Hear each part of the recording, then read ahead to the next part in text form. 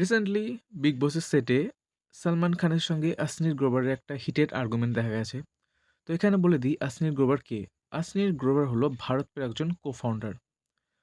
তো যে আর্গুমেন্টটা হয়েছে মূল ব্যাপারটা হলো যে আসনির গ্রোভার যখন একটা পডকাস্টে আলোচনা করছিল ভারত পে নিয়ে, তখনই সেখানে সালমান খানের প্রসঙ্গ এসেছিল। তিনি বলেছিলেন যখন ভারত পের একজন ব্র্যান্ড অ্যাম্বাসেডর দরকার ছিল, তিনি বিভিন্ন জায়গায় বিভিন্ন আর্টিস্টকে খুঁজছিলেন, তার মধ্যে একজন সালমান খান ছিল এবং তিনি সেখানে একটা মিনিমাম অ্যামাউন্টে তাকে সাইন করে নিয়েছিলেন এই প্রজেক্টের জন্য। তোমরা যদি কোথাও আসনি গ্রোভারের কোনো ভিডিও দেখে থাকো, তোমরা নিশ্চয়ই দেখবে তার কথাবার্তার মধ্যে একটা হিরোইজম আছে। আর প্রবলেমটা সেইখানেই। সেই পডকাস্টে আসনি গ্রোভার যেভাবে কথা বলেছিল, যে অ্যাটিটিউড নিয়ে কথা বলেছিল, সালমান খানের সেটা একদমই পছন্দ হয়নি।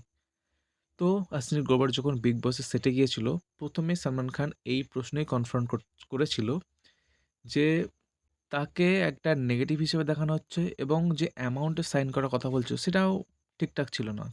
তাই সালমান খান তাকে দোগলা বলেছিল। মানে দুমুখো, অর্থাৎ ২ জায়গায় ২ রকম কথা বলে থাকে। তো ব্যাপারটা হচ্ছে আসনি গ্রোভার, যিনি পডকাস্টে হিরোর মতো বক্তৃতা দিচ্ছিলেন, তিনি এই ভাইজানের কাছে এসে একদম চুপ হয়ে যান। আসনি গ্রোভার তার পডকাস্টে বলেছিল তিনি যখন সালমান খানের টিমের সঙ্গে দেখা করতে এসেছিল, তার টিম মেম্বার নাকি তাকে বলেছিল যে সে কি ভেন্ডি কিনতে এসছে। সালমান খান এটাকেও বলেছেন তিনি একটা মিথ্যা কথা বলেছেন। এক কথায় বলতে গেলে ভাইজানের সামনে এসে আসনি গ্রোভারের পুরো বলতি বন্ধ।